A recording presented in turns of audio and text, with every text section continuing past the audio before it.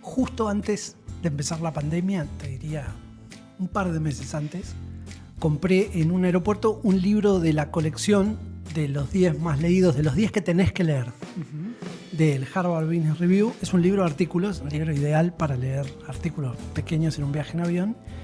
Y es el título, lo que aúna el libro son artículos se llama On Managing Yourself, como si no vas a leer nada más sobre el management personal, acá tenés los artículos definitivos. Y así todo no me interesó el libro porque hablaba del individuo adentro de la organización. Y a mí, por impulso inicial, me interesan los procesos organizacionales más allá de las personas, digamos, como la dinámica del dispositivo organizacional. Sin embargo, cuando lo ojeé, encontré un artículo que me gustó mucho, el que me pareció atractivo como título, que es ¿Cómo funciona la resiliencia? Pre-pandemia. O sea, ¿cómo? Término absolutamente que ha copado todas las conversaciones organizacionales en el último año y medio, digamos, resiliencia. Y que la pandemia lo trajo, ¿viste? Lo sacó de ese lugar de buzzword o de palabra que se estaba poniendo de moda y le dio como más entidad. Es entre todas las cosas que maduraron rápido dentro de las organizaciones, con, por ejemplo, el teletrabajo o esta dinámica blend, esta dinámica híbrida que muchos dicen llegó para quedarse, o el comercio digital, el comercio online. Son cosas que maduraron muy rápido por una situación que te presione. Otro de los maduró como término, pero además maduró el concepto, y de eso vamos a hablar hoy, de la resiliencia como fenómeno individual, y vamos a ver qué conexión podemos hacer de la resiliencia con la gestión de riesgos, porque de hecho en este artículo que te voy a comentar a continuación encontré como varios aspectos muy conectados y algunos ejemplos muy interesantes sobre cómo funciona la resiliencia. Palabra extraña ya de por sí. ¿Sabes ¿no? qué es? ¿Sabes qué significa resiliencia? Estaba viendo un poco de dónde venía y tiene que ver con el mundo de la física, como que la toman de ahí. Después pasa al mundo de la psicología y la sociología, pero como que básicamente es algo se rompe o se deforma por una gran presión que recibe, y el proceso de reconstituir su forma anterior, como de rearmarse, ese sería un proceso de resiliencia, digamos, ¿no? Aplicado a lo físico, en este caso. Exactamente, y la acepción o el llevarlo a este terreno psicológico, vamos a decirlo, tiene una definición que es muy clara, la voy a leer, es la capacidad de sobreponernos a periodos de dolor emocional y situaciones adversas. Coloquialmente es la capacidad de reponerse, de sobreponerse ante la adversidad, pero además hay algunos autores que le agregan, además de lo que dice el artículo, de hecho el artículo, hoy vamos a hablar de las características de la resiliencia más que de la definición en sí, o vamos a construir la definición a partir de sus características, agregan que además salís fortalecido de la situación. No solo tenés la capacidad de sobrellevar una situación adversa, sino que salís fortalecido. De hecho, un ejemplo que me había parecido gráfico era, piensen que si se cae un jarrón y se rompe y como se reconstituyera, el material del que queda hecho es más resistente que el previo. Claro. O sea, la idea de que la adversidad no solo la podés llevar bien, sino que además salís fortalecido. No sé cuán feliz es el ejemplo del jarrón, porque un jarrón una vez que se rompe como que de alguna manera... Sí, sin embargo, viste que hay una tradición japonesa, vos la otra vez comentabas el libro de Marie Kondo, hay una tradición japonesa que rompe no es que rompe, agarra cosas rotas, así es en realidad. Agarra cosas rotas, por ejemplo, piezas de porcelana, y las sueldan, es una especie de soldadura con bronce, no sé si bronce u oro, y generan un nuevo jarrón, pero no tapan las soldaduras. Entonces cuando vos ves ese jarrón, ves un jarrón reconstituido con una cierta belleza que le da haber transitado por ese obstáculo. Me hace acordar mucho a esto porque no sé si es más fuerte o no el jarrón, probablemente sí porque está soldado, pero esas cicatrices, digamos, de batalla permanecen en el objeto, ¿no? O sea, es que hay como una frase poética, me haces acordar, sobre las cicatrices, que dice, lo que cuenta una cicatriz es que dice, acá dolió y acá sanó. Claro. Eso es lo que cuenta una cicatriz.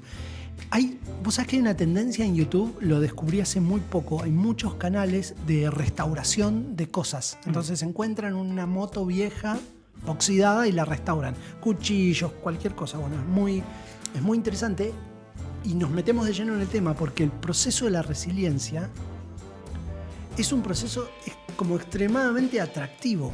Es atractivo de ver, atractivo de transitar, hay como mucha atracción, yo creo que muy inconsciente porque está muy poco definida en nuestro día a día. Porque ¿qué es la resiliencia? ¿Cómo lo agarro? Sí, ya entendí, es la capacidad de sobreponerte a situaciones adversas. Pero a ver, sigo sin poder experimentarlo cuando hablo de eso. Y entonces en este artículo que leí que me pareció interesante porque la resiliencia tiene también mucha definición de sobrecito de azúcar, que de alguna manera es atractivo, ¿viste? La síntesis de la síntesis está bien, digamos, para entrar a los temas, pero eso a la vez hace que te quedes como en la etiqueta. Por ejemplo, leía una de las definiciones es: no existen situaciones desesperadas, sino personas que se desesperan ante las situaciones. Siempre sobrevolando este lugar más... Bueno, y parecido a lo que también a la subjetividad esta de no existen problemas, sino personas que se aprobleman, podríamos decir, ¿no? Siguiendo esa línea de pensamiento. Exactamente. Una pregunta antes de que sigas. Mencionaste proceso. Quizás ya te saco un poquito de la introducción, pero ¿es un proceso? Según lo que estuviste viendo, ¿es más bien un proceso? ¿Es una característica? Porque la palabra te lleva a pensar, a veces pensamos que porque es una palabra es algo que está conectado con esa palabra. ¿Ese algo es más bien un proceso? ¿Es más bien una característica actitudinal? ¿Más bien que...? Bueno, es complejo, tienen como múltiples dimensiones la resiliencia.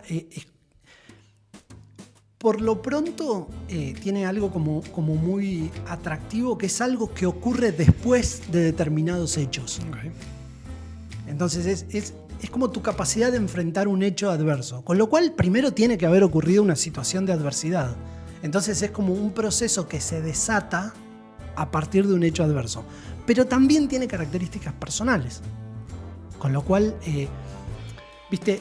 Es lo que ocurre con casi todos los conceptos. Claro. Según el nivel de profundidad con el que te acerques, te puedo dar una descripción literal o te puedo explicar, o no te puedo explicar, puedes entrar a todo lo que acontece alrededor del fenómeno. Hay preguntas iniciales, me parece que conectado a esto que vos decís, hay como preguntas iniciales que son estas, y a lo mejor ordenan y te responden esto como que, bueno, ¿qué es un proceso? Fíjate las preguntas que se hacen quienes investigaron inicialmente sobre resiliencia. Dice, ¿por qué algunas personas atraviesan situaciones conflictivas de dolor emocional sin verse afectadas o golpeadas? Lo cual no implica como la idea del miedo. No es que no es sentir el miedo, es enfrentar el miedo. Dice, o sea, no es que no perciben ese dolor o esa negatividad, sino porque hay personas que ante determinadas situaciones responden bien y responden con entereza y otras no. ¿Qué ocurre ahí en el misterio del alma humana que algunas personas pueden responder ante lo negativo y otras no? Y la otra de las preguntas, así es como ¿qué características personales son genéticas las características personales que hacen que una persona pueda responder ante la adversidad o se puede entrenar? Entonces esas son como dos preguntas muy, muy iniciales. Es muy lindo lo que dice el artículo en un momento. Es un colaborador, un contribuidor del Harvard Business Review que hizo una investigación larga. Y mirá qué hermosa la definición que da. Dice, la resiliencia es uno de los grandes puzzles del alma humana. Dice, estamos ante una cuestión que no sabemos bien qué ocurre dentro del alma humana, que hace que unas personas reaccionen de una manera y de otra no. Parte como desde ese lugar que, bueno, parte del lugar del ser humano como misterio. y no del ser humano como concepción acabada que tiene estas características. Lo saca como de ese lugar del alma humana como un deber ser y lo pone en un lugar de, bueno, algo que tenemos que descubrir. No, me interesa mucho ya el concepto porque incluso para pelearte un poquito en esta dicotomía barra danza entre el individuo y la organización o el contexto y la persona, voy a hacer un comentario barra pregunta que es el siguiente. Hasta ahora, escuchándote, la resiliencia, esto del locus, ¿dónde está? ¿No? Bueno, ¿no? ¿Dónde está la mente? ¿Dónde está la resiliencia? Bueno, me encantaría decir inicialmente dentro de una persona porque el contexto propone la presión del obstáculo. Ya te mordés el labio y decís como... Me vuelve loco la pregunta, me encanta, digamos, la discusión. Es decir, el individuo tiene la característica o desarrolla el proceso de la resiliencia una vez ocurrido lo que el contexto le propone. Dejo esto planteado. Bien, entrando en la gestión de riesgos, que es uno de los temas que más nos interesa, perfectamente podemos distinguir entre entornos resilientes, entornos que ante una adversidad la enfrentan de determinada manera, y personas resilientes. Y nos deja abierta como esta pregunta: ¿puede una persona no resiliente volverse resiliente adentro de un entorno resiliente? Si una persona que individualmente es incapaz de enfrentar sus dificultades en un entorno que te lleva, que te fuerza por los mismos dispositivos que tiene instalados. Por ejemplo, vamos a hablar de un dispositivo. Ante un desvío, genera una instancia de análisis del desvío. Eso es un entorno que se prepara para ser resiliente, digamos, ¿no? Y ahí tenés el entrenamiento de la resiliencia. La respuesta es probablemente sí, claro. El entorno condiciona a la persona, pero bueno, antes de entrar en esa discusión, porque el libro tiene un ejemplo sabroso, te diría, que vamos a dejarlo ahí como en suspenso y vamos a aprovechar para pedir, tipo como una pequeña pausa, que se suscriban al canal. Sí. Nos viene, YouTube posiciona mejor, bueno, hay una serie de cosas, tanto si lo están escuchando en Spotify como si lo están mirando en YouTube. Por favor, vayan ahí abajo, creo que es, acá abajo, y hagan clic en suscribirse. Sí. Bien, fíjate qué interesante lo que hablábamos un minuto atrás, que los entornos resilientes son diferentes o más simples de preparar que las personas resilientes. Pensemos en el ejemplo de la gestión de riesgos. Un entorno resiliente, ¿cómo lo preparás? Y por ejemplo, a través de un simulacro. Entrenás que para cuando tengas el acontecimiento, el hit, el golpe duro, puedas actuar en consecuencia. Retomar tu forma, claro. Cuando entramos en el terreno de las personas, hasta se hace más compleja la investigación. ¿Por qué? Porque el acontecimiento negativo también es una percepción. Entonces primero tenemos que acordar qué sería un acontecimiento negativo y ahí te vas como a la gran tragedia personal. Claro. No, y donde cobra todo su brillo y su importancia el diseño organizacional de procedimientos, digamos, que terminan condicionando esta subjetividad ingobernable. Pero absolutamente.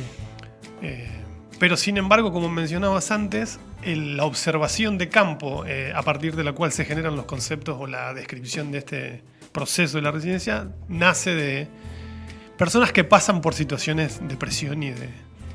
Me encantó lo del procedimiento. La reivindicación que ¿cómo es? El proceso ingobernable de la subjetividad. Ingobernable. El proceso ingobernable de la subjetividad humana queda plasmada en un procedimiento al cual tenés que cumplir para ser disciplinado. Además. Y ahí vuelve el individuo, se te mete por la ventana.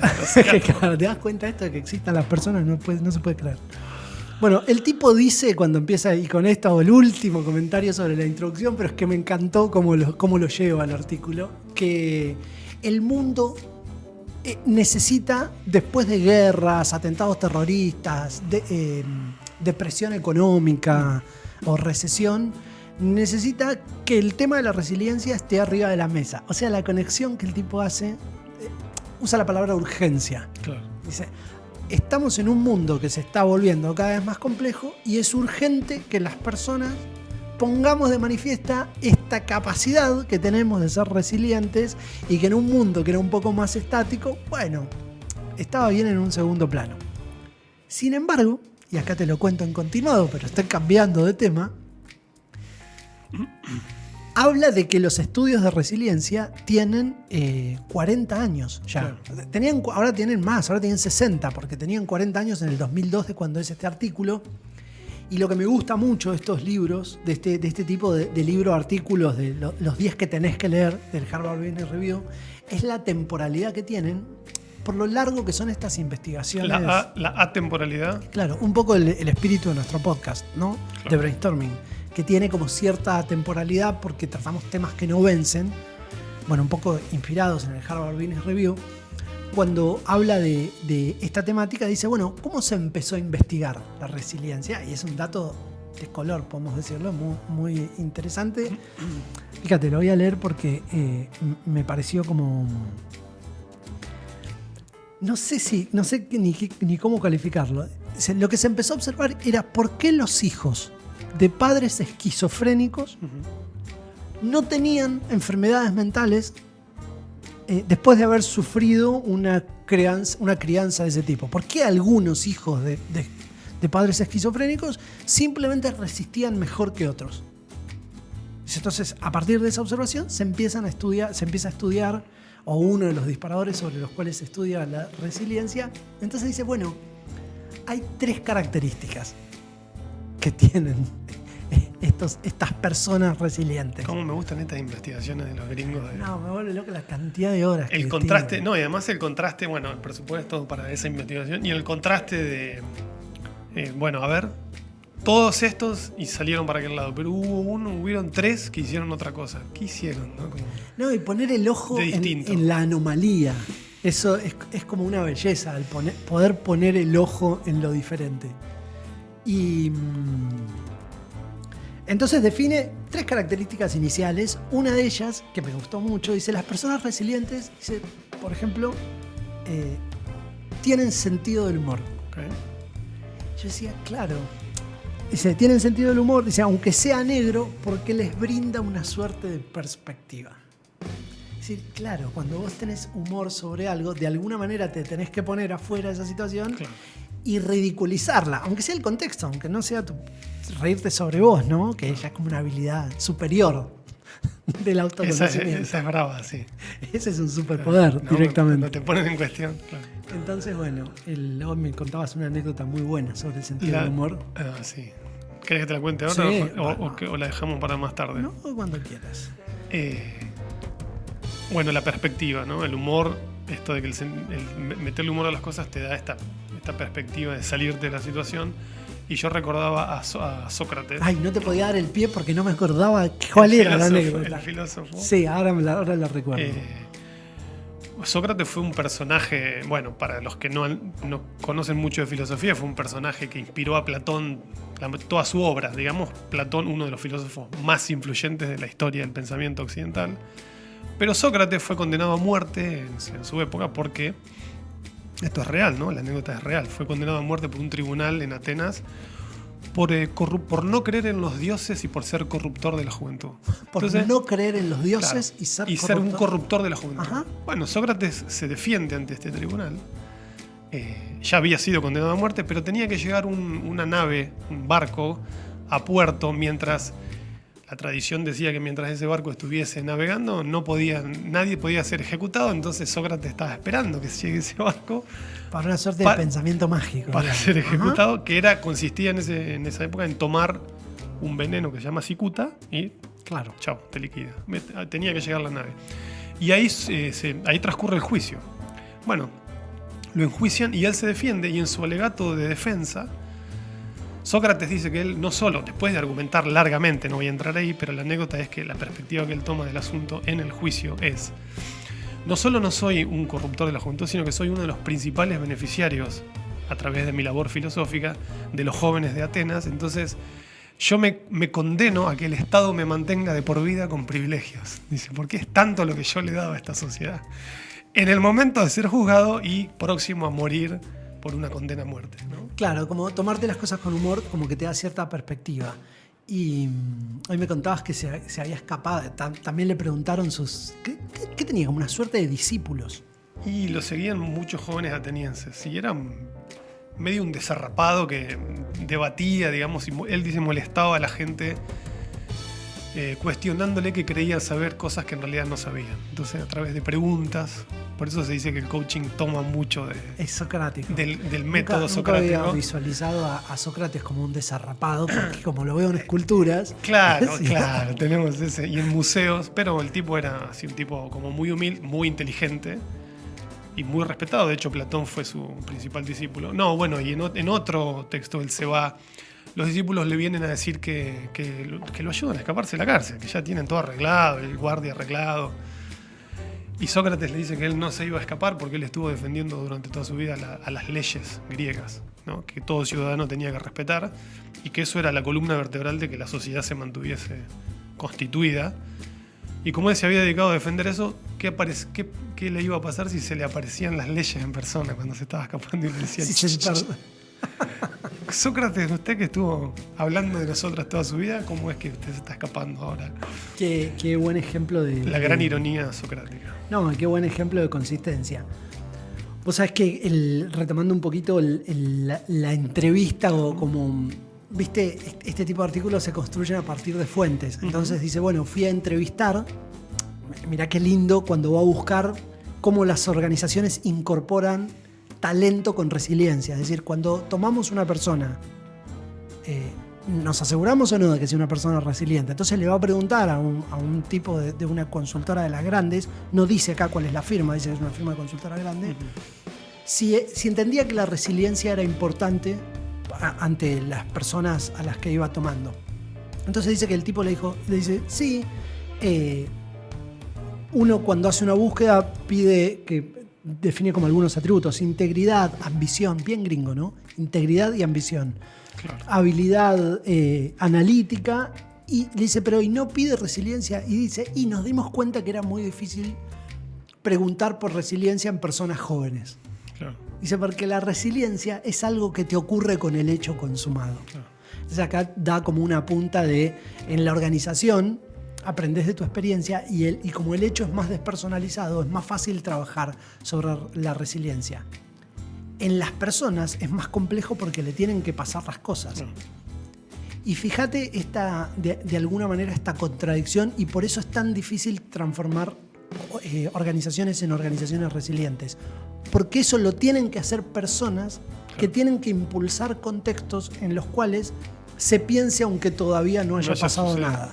Y como a las personas nos cuesta pensar en lo individual, necesitamos crear un contexto que nos fuerce a eso, pero igual nos cuesta hacerlo de forma correcta. ¿Entendés? Es como pedirle a personas que no tienen esa habilidad que la instauren organizacionalmente. Se instaura el dispositivo, pero el dispositivo se degrada fácil, y ese es uno de los desafíos de mantener sentido de vulnerabilidad. ¿Cómo haces para que el dispositivo que instalaste para mantenerte vulnerable no se degrade por la no ocurrencia de los eventos no deseados? Bueno, es el gran caso de la pandemia, ¿no? La pandemia trajo de golpe un quiebre en los vínculos interpersonales físicos. Dejaste de ver personas. Quienes lo habían cultivado antes, quienes habían trabajado, de hecho, en la pandemia, los primeros, en América Latina, los primeros golpes duros de la pandemia los empezás a sentir en mayo, junio, donde empieza a pasar mucho tiempo desde marzo, que fue cuando viste por última vez a tus equipos. Claro. Quienes habían trabajado bien antes, se habían preparado para cualquier cuestión, ya tenían hecho en los primeros 2 meses del año muchas cosas de las cuales capitalizaron a lo largo de la pandemia. Quien no se había preparado de ninguna forma, bueno, sufrió más toda esa lejanía. Cierro la anécdota de la búsqueda del personal. Fíjate lo que dice el tipo. Dice, sin embargo, este mismo que dice que a la juventud es difícil pedirle resiliencia, porque como la resiliencia es algo que aparece con el hecho consumado, es difícil pedírselo a alguien joven que todavía no vivió tantas cosas, no probó tanto si está hecho de ese material que tiene resiliencia o no.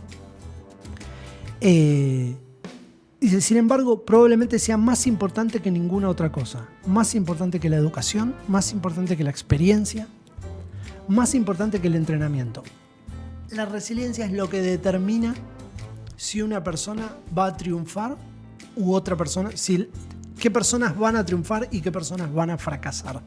Y eso ocurre en los Juegos Olímpicos, en una carrera, en la lucha contra el cáncer, o en el board de una organización. Dice, como que la resiliencia es un valor, y entonces ahí te das cuenta lo difícil que es entrar a temas. Digo, ¿y por qué, si hay tanta gente que ya está pensando en esto y trae la resiliencia como un valor que determina el éxito o el fracaso, en términos de conseguir o no conseguir cosas, objetivos que te planteas, por qué está tan poco semantizado, tan poco profundizado? Porque no la vemos, no sabemos cómo agarrarla, no sabemos. Y ahí es donde me gusta mucho esto de, bueno, entramos en uno de los misterios del alma humana. ¿Por qué las personas somos como somos, digamos? Pero incluso me hacía acordar, la otra vez leí en relación a temas de programación neurolingüística, dice que a veces un piloto de Fórmula 1, no me acuerdo si era de Fórmula 1 o de diferentes carreras automovilísticas, dice que perceptivamente podés tomar dos caminos cuando te salís, te despistás, te vas a la banquina o haces una mala maniobra. Y hay una manera en la que el cerebro mira, para salir de una curva en la que estás en un problema, tenés que mirar a un lugar que esté lo suficientemente adelantado de esas circunstancias para que te saque de ahí. Si mirás el hecho de que estás teniendo un evento, digamos, si te enfocás ahí, es probable que te termines despistando. Mirá el detalle. Qué interesante. Pero si mirás la curva 100 metros hacia adelante y como que de alguna manera toda tu neurofisiología te reconduce a salir de esa curva, el resultado es como diametralmente opuesto, ¿no? Entonces, quizá esto de... Bueno, una de las características de la resiliencia, que te adelantaste, pero igual la vamos a volver a conversar, es tender, lo plantean así, tender un puente con el futuro. Claro, es decir, más allá de que el presente sea overwhelming, más allá de que estés abrumado por el presente, tenés que tener la capacidad de poder mirar que en algún momento eso va a terminar. Claro, bueno, acá lo plantean... Como sacar la nariz afuera del agua. Acá lo plantean en un hecho muy puntual. Muy interesante. Pero la anécdota. Lo que dice, esto lo dice Tony Robbins, creo, en alguno de sus libros, nuestro querido Tony Robbins, dice, sí, estuvo como hasta medido, ¿no? Esto de que les gusta medir con electrodos. Si vos mirás ahí, es probable que te despistes. Si mirás 100 metros adelante, salís de la curva y continúas la carrera. Es como... Qué interesante, ¿no? Es como una foto, una microfoto de esto que plantea la resiliencia. También me traía mucho a perseverancia / carácter, que también son esos temas, esos conceptos como inacibles, ¿no? ¿Qué es el carácter? ¿Por qué alguien persevera en circunstancias duras cuando otros no perseveran? Sencillamente, y perseverar tiene algo de sacar la nariz afuera del agua y mirar hacia lo que en algún momento puede venir mientras te preparás resistiendo. De hecho, es una de las 3 características de la resiliencia, que es la de improvisar en forma continua, pero ahora la vamos a abordar como con el detalle. Cierro, en términos de cerrar temas que hemos abierto en esta conversación, te decía que cuando miraban a las 3 personas, analizaban por qué algunos son resilientes y otros no, decían, bueno, tienen sentido del humor.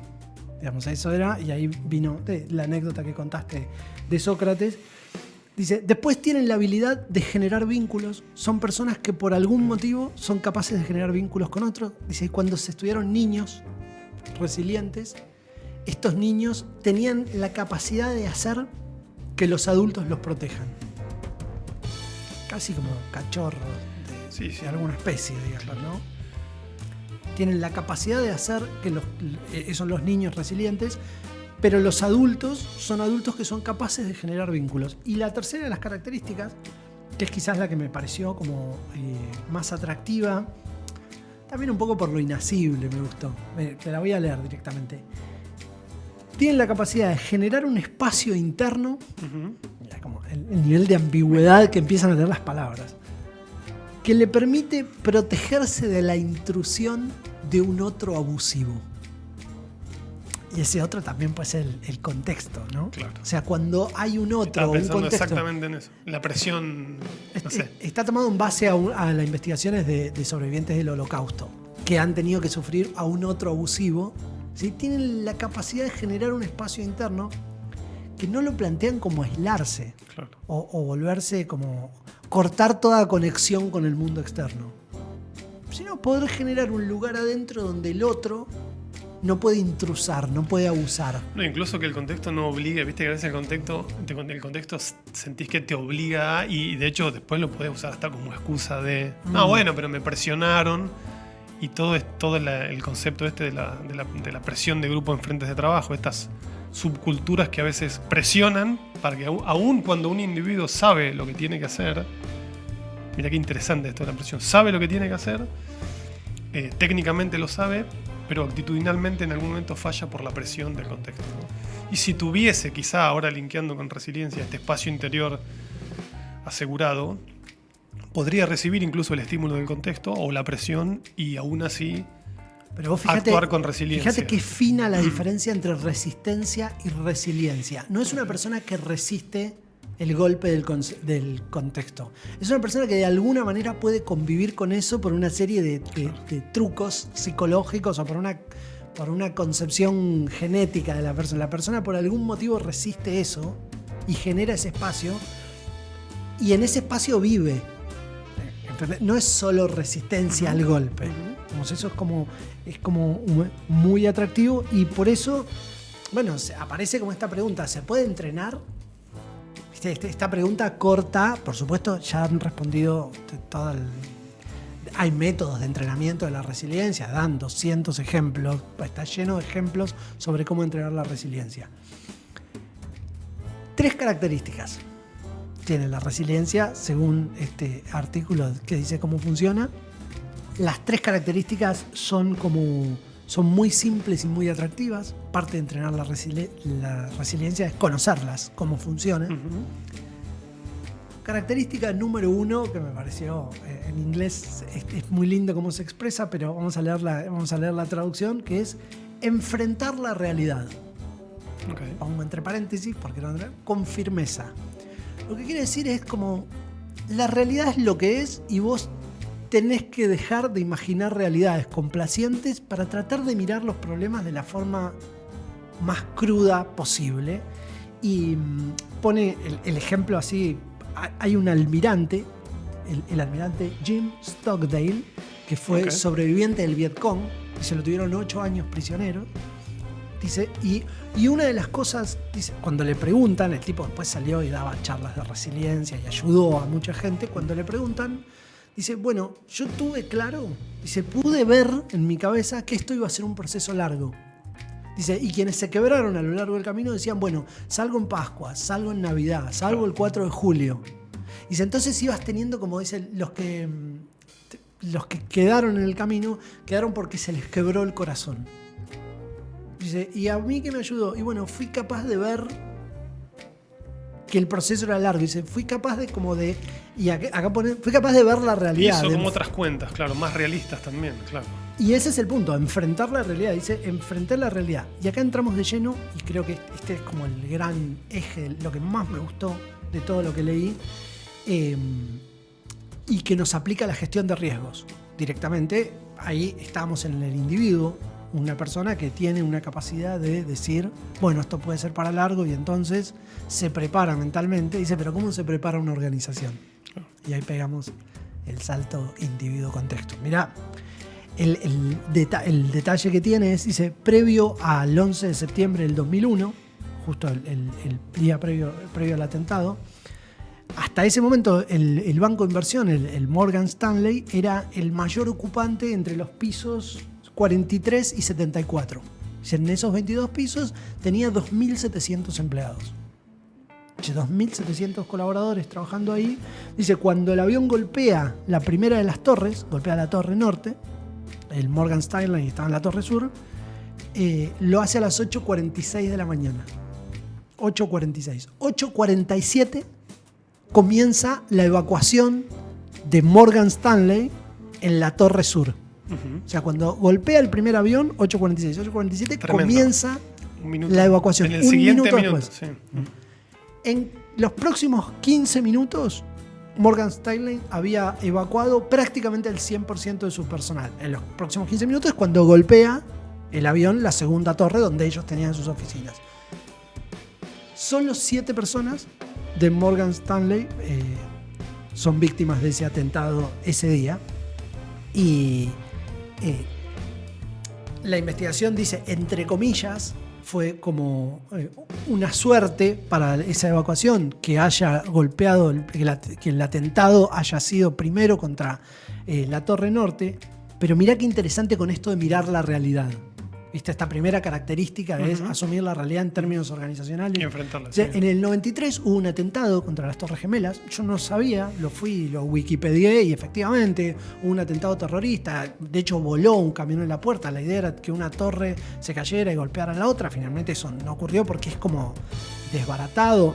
Sí asesinan a seis personas, creo.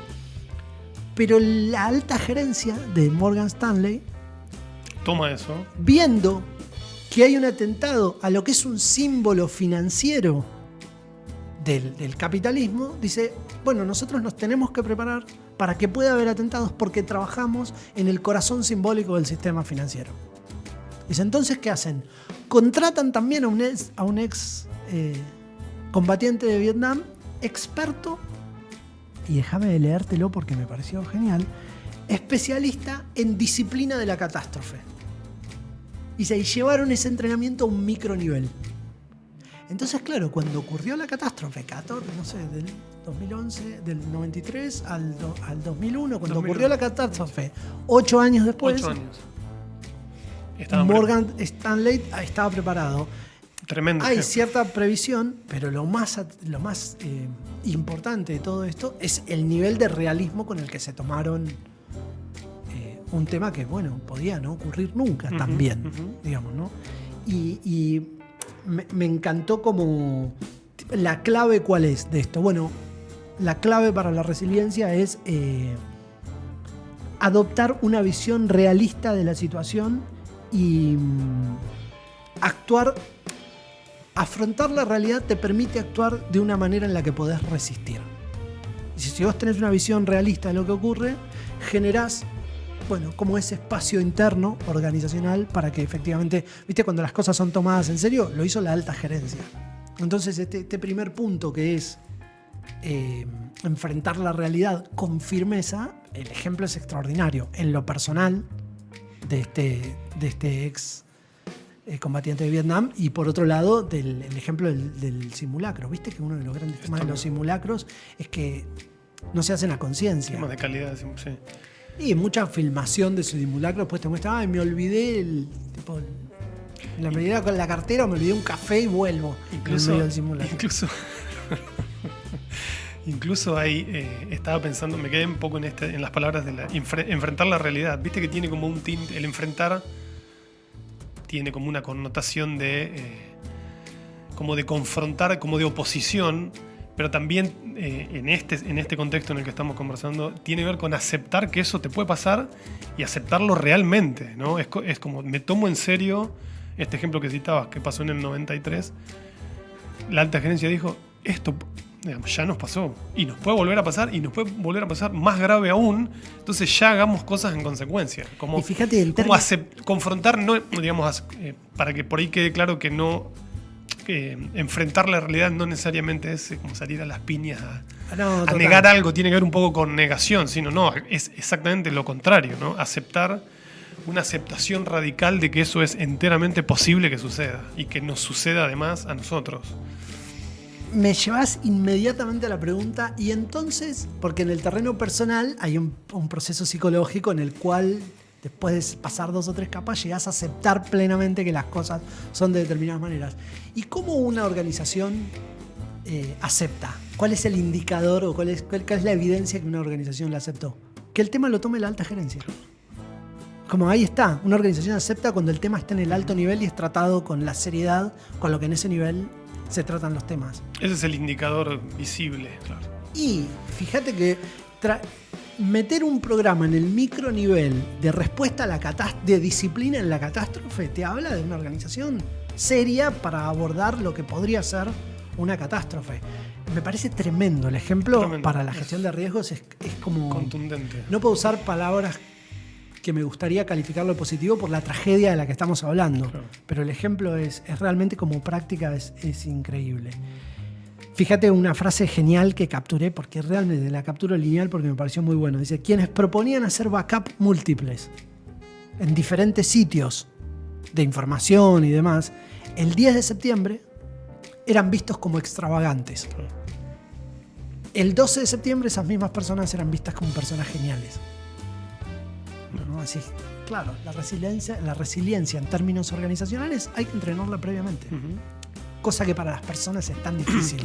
Y ahí estoy adelantando un poco mi conclusión. Claro, organizacionalmente se puede, personalmente presenta más dificultades. Sí. No, que nos saca de esta otra tendencia humana tan fuerte que es la reactividad.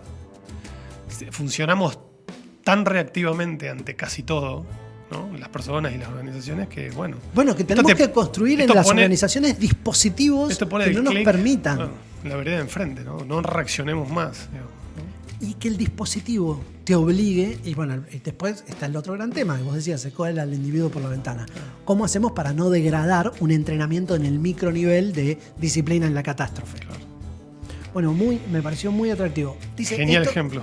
Enfrentar la realidad. Segundo punto, buscar el sentido. Dice, son como ladrillos, ¿no? Son como 3 ladrillos que tienen que funcionar. Uno, enfrentamos la realidad. Otra, buscamos el sentido. Por supuesto, parte del libro de Viktor Frankl, El hombre en busca del sentido. Okay.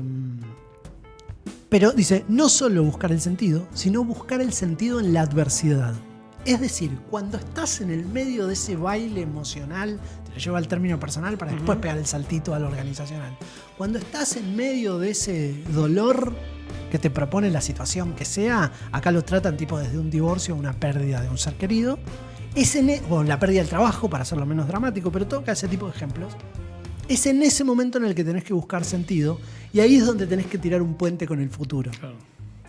Mirar la curva que viene. Y no mirar la curva, tener la capacidad de mirarla. Me encantó el ejemplo de la curva. Y ahí es donde te digo que dice, o el dolor te agobia, o el dolor es una señal de que va a venir algo mejor. O sea, o estás overwhelming, me encanta la palabra en inglés. Estás agobiado, estás como sobrepasado, o sos capaz de encontrar sentido en la adversidad. Digo, como... Es medio un superpoder. Si sos capaz de encontrar sentido en la adversidad, sos como un ser humano de otra calidad. Estás en otra categoría. Bueno, Viktor Frankl cuenta el ejemplo por antonomasia, ¿está bien? Sí, el de él. El de él, que dice, yo me imaginaba, mientras estaba viviendo eso, que iba a estar dando una conferencia para ayudar a gente que también, como yo, haya pasado de esto. Y entonces me motivaba pensando que yo de esto iba a aprender y iba a sacar muchas enseñanzas. Bueno, hay que tirar ese puente con el futuro cuando el dolor es corporal.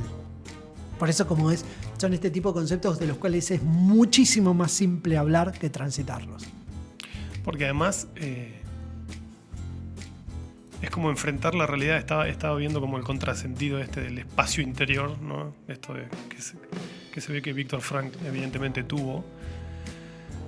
Que hasta alguien podría decir que está negando la realidad. ¿Me entendés el contrasentido? Pero ¿qué pensás que vas a estar dando una conferencia si no tenés para comer? Sin embargo, sí, ese es el camino, digamos. Claro, ¿no? Ese es el camino. Ese es el camino que te va a sacar. Podría ser como una negación de la realidad. Entiendo. Es una paradoja aparente, porque a la vez es tal nivel de aceptación de la realidad. Está el nivel de aceptación de la realidad de decir, mira, si yo no soy capaz de inventar algo para el futuro, la situación me consume completamente. Incluso porque estoy acá alimentándome y viviendo esto, es que voy a poder dar la conferencia. Y organizacionalmente, de alguna manera, lo que te dice es, bueno, te voy a poner la versión más simple y la que no es catástrofe. Aprendamos del evento no deseado. Cuando tenemos el evento no deseado, por eso la gestión de riesgos madura desde la culpabilización hacia el entendimiento. Claro. ¿Viste? Cuando si vos por un accidente culpás al segmento jerárquico más bajo, al boca de pozo, vamos a ponerlo en la línea de perforación, si vos decís, no, la culpa la tuvo fulano, es la famosa pregunta, ¿quién fue? Cuando la pregunta cambia de quién fue a qué pasó, sube en términos organizacionales y empieza a aparecer la resiliencia organizacional. Si vos preguntás quién fue, básicamente no solo estás reaccionando y estás culpabilizando, sino te estás preparando para que la catástrofe te golpee y te destruya. Una falsa solución por donde la mires, claro. Claro. Ahora, si vos preguntás qué pasó, estás como preparando a la organización. Y ese qué pasó se pregunta cuando está toda la tensión organizacional de que el evento ocurrió. Entonces, esa es otra característica de la resiliencia, que es buscar sentido. Porque además, si echás culpas, en términos de accidentología, después tampoco tenés la confianza suficiente para construir el sentido. Claro. Es como bien manta corta. Si tirás de allá, de acá dejás los pies al descubierto. Al aire. Ejemplo polémico que pone el libro. Dice, la Iglesia Católica sobrevivió 2000 años porque es capaz de entregar a sus fieles un set de valores. Ujú. Dice, en esta cuestión de buscar sentido en medio de la catástrofe, dice que ¿qué te ayuda a buscar sentido? Tener valores claros. Y trae el ejemplo de la Iglesia Católica. ¿Qué es un fiel? Bueno, alguien que tiene valores, que tiene clarísimo en qué cree.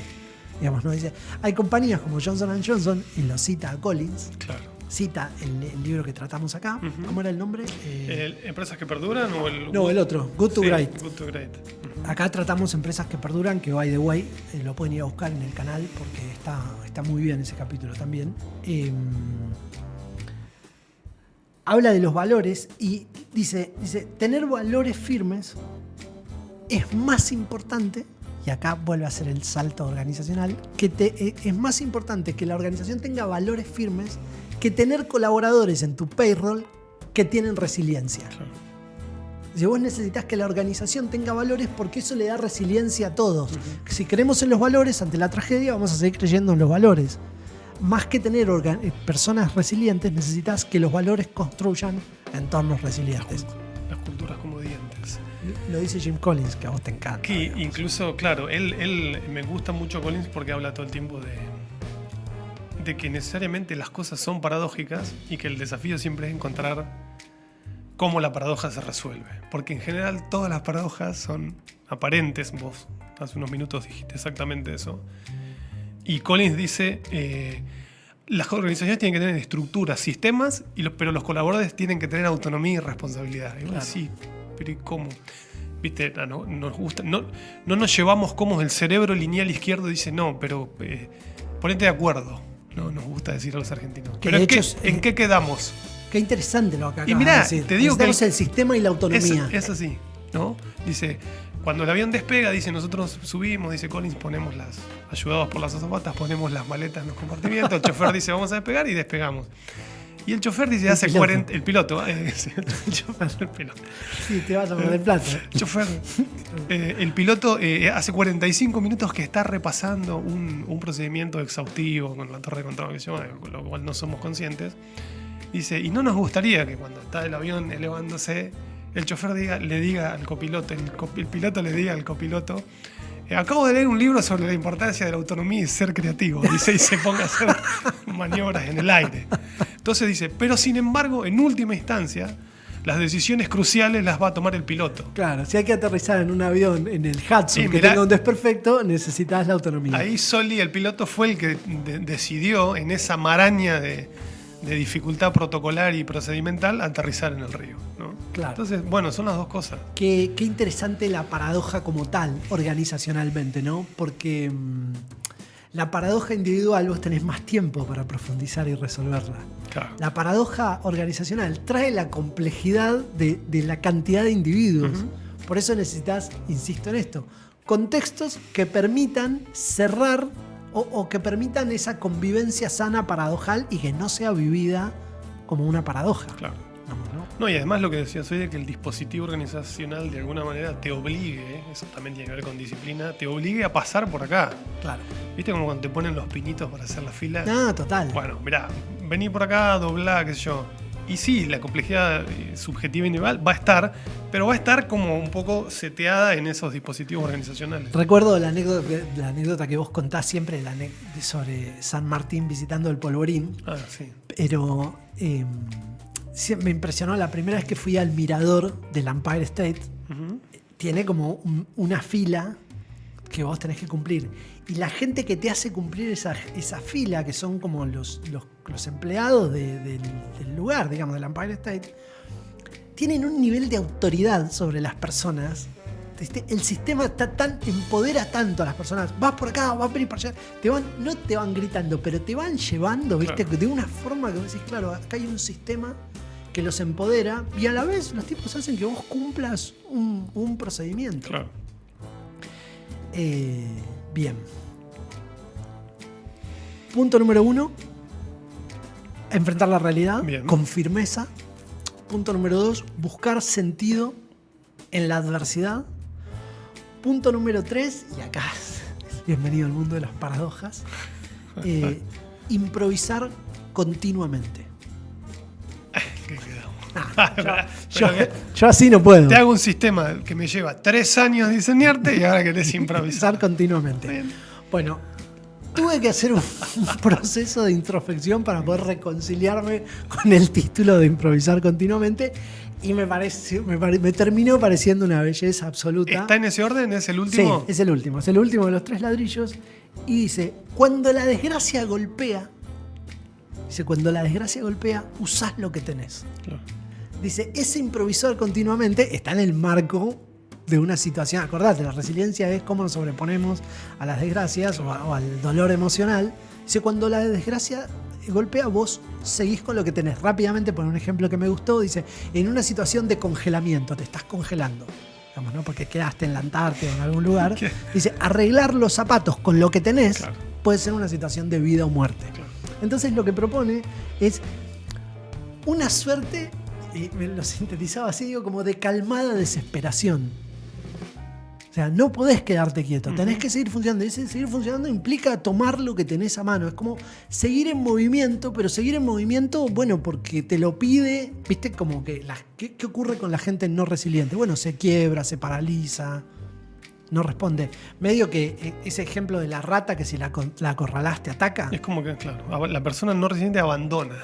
Claro, de las alguna personas manera. resilientes de alguna manera dicen, bueno, lo que hay es esto, asumen la realidad y continúan con lo que tienen. No sé, me imagino un prisionero del Vietcong diciendo, bueno, es lo que tengo. Si veo un rayito de sol una vez cada 15 días, bueno, lo miro. Digamos, ¿no? Continúan como con lo que tienen. Y me gustó mucho esto porque es como una suerte de apostar, vamos a ponerlo bien sobrecito de azúcar, es una suerte de apostar a la vida. No importa lo que pase, yo voy a apostar a vivir, digamos. Pensaba eso, sí. Hoy no te lo dije, pero lo pensé antes cuando teníamos algunas conversaciones previas, dije, claro, en el fondo me acordé del viejo y querido Erich Fromm diciendo la vida, o él dice el amor a la vida, dice, o el amor a la muerte, quizá en términos psicoanalíticos fuertes, es pero es como, mirá, yo voy por acá, porque elijo mirar la curva hacia adelante o tender un puente hacia el futuro y coincido plenamente, ¿no? Termina siendo la elección fundamental, por decirlo así, esa, ¿viste? Y a eso le dicen improvisar continuamente y entonces ahí me reconcilié con la belleza del concepto y dije, está muy bien lo de improvisar continuamente. Bueno, de hecho, quería recordar la anécdota y recomendar nuevamente la película Sully. La película esta. Sí. Recuerdo que fueron 3.5 minutos desde que impactan los gansos en los motores del Boeing y clavan los motores. 3,5 minutos hasta que aterrizó. En el Hudson. Claro, y él, digamos, el copiloto empieza a seguir protocolos en contacto con la torre le sugiere ir a un aeropuerto, ir a otro, que chequean el combustible, hacen 2 intentos de recuperar los motores no arrancan. Él ya había visto el río. Más improvisación que eso y la decisión final fue voy a ir al Hudson. ¿Qué nivel de resiliencia? 3,5 minutos. Porque ahí es una adversidad total, se me pone un poco la piel de gallina. Es tremendo. Es alguien capaz de desplegar. No, y vos ves, la película retrata el momento en la cabina. Vos ves el piloto, ¿viste? Lo ves piloteando la caída del avión hacia el río. Sally es la película, no la vi. Sí, y viste, el tipo está, digamos, lo que se ve, ¿no? No sé, por dentro obviamente estaría como sumamente conmovido por la situación, pero enfocado en seguir algunos pasos, hacer algunos intentos y tomar decisiones, evaluar y decidir y hacer. Bueno, hay algo de esa danza con el presente que se da en las situaciones críticas, de foco total y absoluto. Lo ves también en algunos deportistas cuando entran en esos momentos. Es como un trance, ¿no? En el que estás totalmente perdido en el presente, vamos a decirlo. Estás como tan enfocado que perdés contacto con lo que hay, pero a la vez es como de contacto pleno. Hay mucha narración alrededor de ese trance. Flow, le dicen los traperos actualmente. Es como ese flow, cuando entras como en una danza con la vida que ocurre aquí y ahora, digamos. Gran tema. Bueno, buenísimo. Conclusiones. Para empezar ya últimos minutos. Me queda bastante más claro que la resiliencia es algo que se puede trabajar, que es más simple trabajarlo en términos organizacionales que personales, y que medio que personalmente si la tenés media batalla ganada, si la genética y tu educación y la cultura te la dio, incorporarla es áspero, como la creatividad te diría, pero posible. más crucial. Sí, cada vez estoy más convencido que es crucial. Por ejemplo, hay 1000 técnicas. Una de las técnicas decía, bueno, por ejemplo, enfrentar los miedos. Dice, bueno, no es caber qué me da miedo y lo enfrento, sino queda como en ese lugar impreciso. Es someterte gradualmente a situaciones que te dan temor. Tengo temor en hablar en público, exacto, me voy sometiendo en diferentes interacciones hasta que finalmente domino el tema. Esa es una forma de entrenar la resiliencia. Por supuesto, insisto con esta idea, es mucho más duro transitar esos procesos que hablarlos. Claro. ¿No? Claro. Es mucho más fácil hablar de estos temas que transitar cualquier situación de resiliencia. Pero como siempre decimos, lograr claridad conceptual en cualquier área en la que sea siempre tiene grandes réditos, ¿no? Un último comentario, mirá qué interesante, dice, ¿no? Tenés que encontrar cosas que te aporten seguridad. Dice, tomaba el ejemplo habla de la violencia conyugal. Dice, en una violencia de pareja, quien más sufre es el niño. Dice, en la violencia doméstica, el que más sufre es el niño. Y dice, ¿qué le ocurre en esos términos? Que pierde seguridad. Yo decía, mirá como qué indirecta la conexión, ¿no? No estoy hablando de violencia sobre el niño. Estoy hablando sobre un niño que vive un contexto violento, aunque él no reciba la violencia física. Claro. Dice, pero eso lo hace generar una situación de pérdida de seguridad. Lo llevaba a situaciones organizacionales, como muy fácil de traspolar, ¿no? Es decir, claro, vos lo que necesitas es trabajar la seguridad para trabajar la resiliencia. Como concepto final. Y 3 características finales, así que me gustó porque después como empecé a mirar el sobrecito de azúcar, a ver por qué se pone linda la discusión sobre la resiliencia, porque claro, es esa apuesta a la vida y dice, una de las características o una de las definiciones es no pierdas lo que tenés por lo que ya perdiste. ¿Viste? Como no te quedes llorando, o sea, transita el dolor si querés transitarlo, pero es compatible llorar y vivir. No es, si te pones a llorar, no abandones la vida por el dolor. Claro, y tampoco caer en la descalificación de dale, llorón. No, porque también, hablando del mundo emocional que nos trae Richard Goleman. Sí. Daniel, perdón. Es aceptémoslo y se puede salir. By the way, si les gustó este canal, este capítulo, además de suscribirse al canal de YouTube, que ahora le vamos a volver a charlar, el capítulo de Daniel Goleman sobre inteligencia emocional es muy bueno, es de lo mejor que tenemos en este canal. Bueno, el segundo, las cosas negativas construyen tu historia. Claro. Te estoy tirando la frase de sobrecito de azúcar ya que vamos a semantizar un poco más con todo lo que hemos conversado. Es verdad, la situación negativa construye tu historia. Qué difícil ver desde adentro. Claro. Desde el tránsito. Querés salir corriendo. Querés salir corriendo. Hay por eso la búsqueda del sentido ahí. Claro, quédate un poquito. Pero el resultado es que lo negativo que vivís construye tu historia y construye la parte más rica de tu historia personal. Y el dolor es inevitable, el sufrimiento es opcional. Y con esto nos despedimos. Una belleza. No, total. Gracias.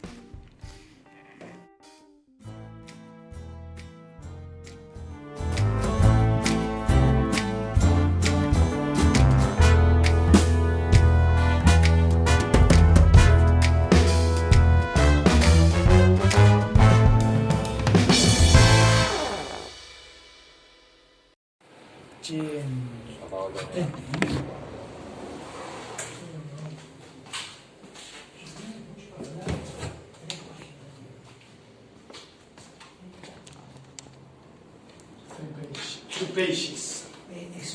Es intenso el tema en sí. Fue como una hora y... mencionaste les queremos contar la anécdota de San Martín, ¿verdad? Sí, el polvorín. La anécdota del polvorín es, yo tengo 53 años, o sea que muchos de los millennials que están escuchando van a decir, ¿quién es San Martín? Casi que lo conociste a San Martín. Claro. San Martín como jefe del ejército de los Andes había dado una instrucción específica a quien custodiaba el polvorín, que es el lugar donde está la pólvora, de que no se podía ingresar con espuelas. ¿No se podía ingresar? Con espuelas, porque una espuela podía producir un roce en alguna piedra en algún lugar y producir una explosión. Y ahí estaba, digamos, la reserva de balística del ejército, ¿no? Era un tema muy central. Y San Martín se pone a un soldadito, imagínense un soldadito, ahí, ¿no? Con un ponchito en la noche mendocina, y se le aparece a la 1 de la mañana a San Martín, con botas y espuelas, y le pide ingresar al polvorín. Y el soldado le dice, mire, mi general, por expresa orden suya no puedo dejar ingresar a nadie al polvorín que tenga espuelas. San Martín le dice, pero soy el comandante jefe del ejército de los Andes, le ordeno que me deje pasar. El soldado sostiene su posición, no lo deja pasar, reiterándole el argumento de que no podía ingresar por condiciones peligrosas. Y al otro día la historia termina que San Martín lo condecora y lo felicita ante todo el ejército. Y la pregunta que les dejo y que te dejo es ¿por qué creen, yo tengo mi propia respuesta, que el soldado pudo sostener su posición ante la máxima figura de autoridad del ejército? Qué bueno para pensar y conectar el entendimiento con la resiliencia en términos organizacionales. Como dijiste en alguna oportunidad, por la belleza de la anécdota merecía ser cierta y o es contada. cierta. ¿Está documentada? Sí. Es una anécdota documentada. No, podemos buscarle. Bien, este bonus track es para pedirles que se suscriban, por favor. Hagan clic acá abajo, por ahí abajo es, por acá abajo creo que es, y suscríbanse al canal. Y si alguien tiene, suscríbanse al canal. Y si alguien quiere sugerir su propia respuesta acerca de por qué ustedes creen que el soldado pudo sostener su posición, nos la comentan. Y el libro, sobre el artículo en el libro que tratamos hoy, es en On Managing Yourself del Harvard Business Review, los 10 que tenemos que ver. Gracias. Gracias.